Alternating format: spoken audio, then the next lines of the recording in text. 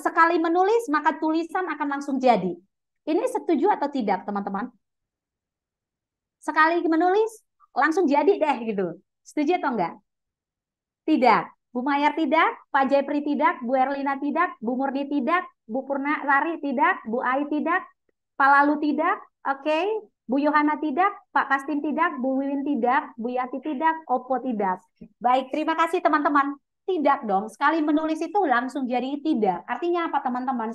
Amatiran kita juga mulai dari hari ini juga bisa untuk memulai menulis itu. Menulis itu bukan sesuatu yang menakutkan, seperti itu ya.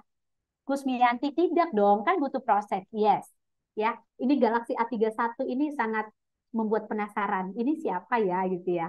Boleh di rename barangkali ya, teman-teman. Oke, terima kasih teman-teman. Untuk yang pertama kita tidak setuju ya. Yang kedua, silakan di kolom chat lagi teman-teman.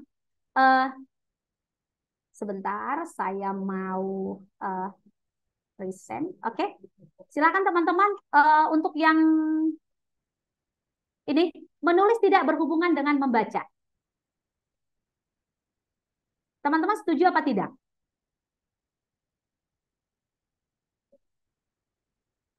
Tidak, tidak ya. Menulis tidak berhubungan dengan membaca.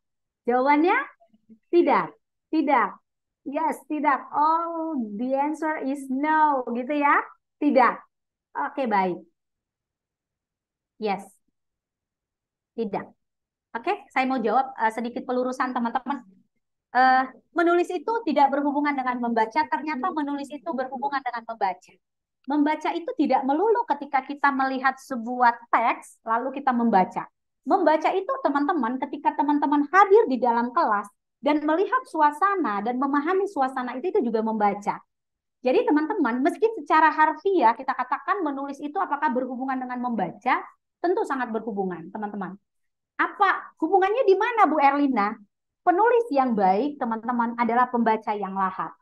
Apakah konteksnya tadi kita membaca atau memang mengamati murid kita dengan dalam? Itu membaca, teman-teman. Jadi seorang penulis yang baik selalu diawali oleh pembaca yang lahap.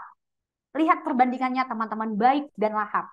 Baik itu tarafnya lebih bawah, lahap itu tahapnya tinggi gitu ya, teman-teman. Jadi jangan pernah merasa bahwa kita akan pernah bisa menjadi penulis ketika tidak pernah didahului bahwa kita itu memang senang membaca. Dan tidak pernah lahir seorang penulis tanpa didahului kegiatan membaca dulu. Seperti itu teman-teman. Ya, meski tadi membaca itu tidak melulu dengan teks, tetapi bagaimana kita juga mengamati murid di kelas itu juga membaca. Seperti ya teman-teman. Oke, jadi ini seharusnya kita setuju gitu ya. Oke, kita akan lanjut ke yang berikutnya. Mengikuti ejaan. Dalam proses penulisan maksudnya kita harus mengikuti ejaan tetapi melupakan esensi. Mengikuti ejaan tapi melupakan esensi. Ini sepakat atau tidak, teman-teman? Setuju atau tidak? Mengikuti ejaan tetapi melupakan esensi. Tidak setuju. Bu Murni tidak setuju, Bu Mayar juga tidak setuju, Bu Endang juga tidak setuju, Bu Siti tidak setuju, ya Bu Yohana tidak, Bu Sahara tidak, Pak Agus juga tidak. Oke, all of us say no, ya, gitu ya. Jadi teman-teman, ketika menulis, kita justru dibawa kepada esensi, kepada hakikat kebenaran.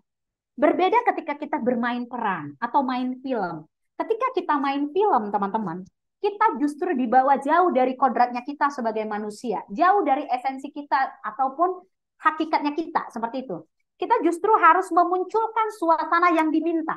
Meski kita itu tidak seperti itu gitu. Kita harus menjadi antagonis yang benar-benar memang sangat katakanlah sangat sadis gitu, walaupun sebenarnya saya orang baik gitu, tapi ketika saya mendapatkan peran menjadi pemain antagonis, maka semakin saya bisa berubah ataupun jauh dari kodrat saya sebagai katakanlah sebagai yang pendiam, ayu, penurut, justru menjadi antagonis itu semakin mahir saya di sana, maka peran saya akan semakin dinilai bagus. Berbeda kodratnya ketika kita menjadi penulis. Nah, ketika kita menjadi penulis, kita justru didekatkan kepada esensi dan kebenaran.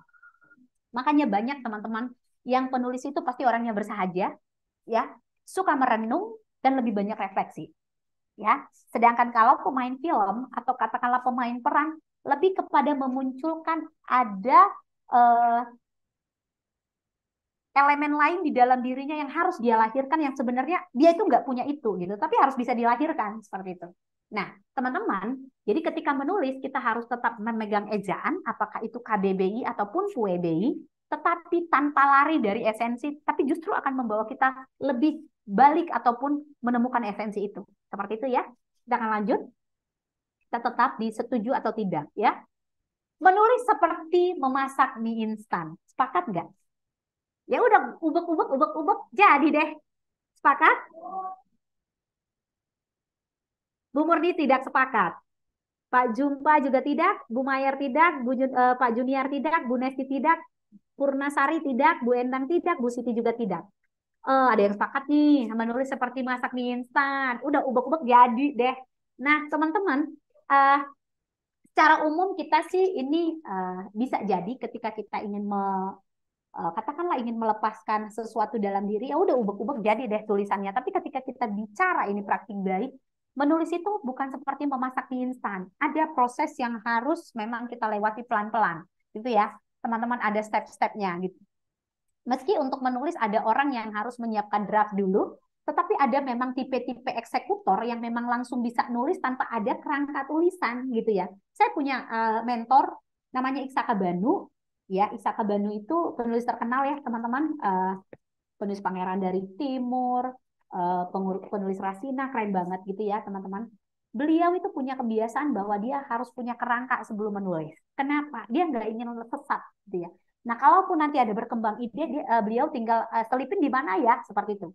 Nah, sedangkan saya punya guru lain yang namanya AS Laksana. AS Laksana justru senangnya itu apa yang memang dia cakup, yang dia bayangkan, dia tulis. Tetapi teman-teman, itu tergantung tekniknya kita.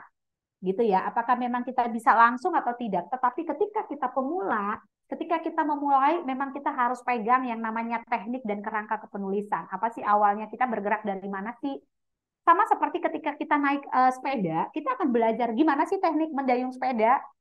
Kita belajar keseimbangan dulu gitu ya. Untuk nanti kita mahir gitu. Seperti itu ya teman-teman. Jadi menulis itu tidak seperti memasak mie instan gitu ya teman-teman. Kita lanjut.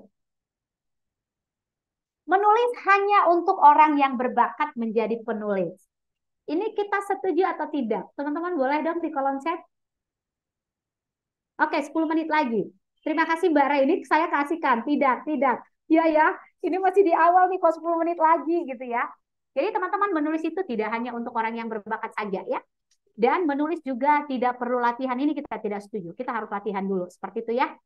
Nah, tujuan kita menulis praktik baik ini adalah kita ingin menggerakkan perubahan. Apa yang sudah kita lakukan, perubahannya apa saja, kemudian apa yang harus ditulis, kemudian bagaimana caranya. Ini yang akan kita kulik ya. Dan gimana cara bagikannya, gitu ya. Nah, bagaimana kontennya? Kontennya tentu adalah konten-konten terkait di kelas kita yang tentu kita harus mewujudkan sebuah esensi bahwa harus ada empati di sana.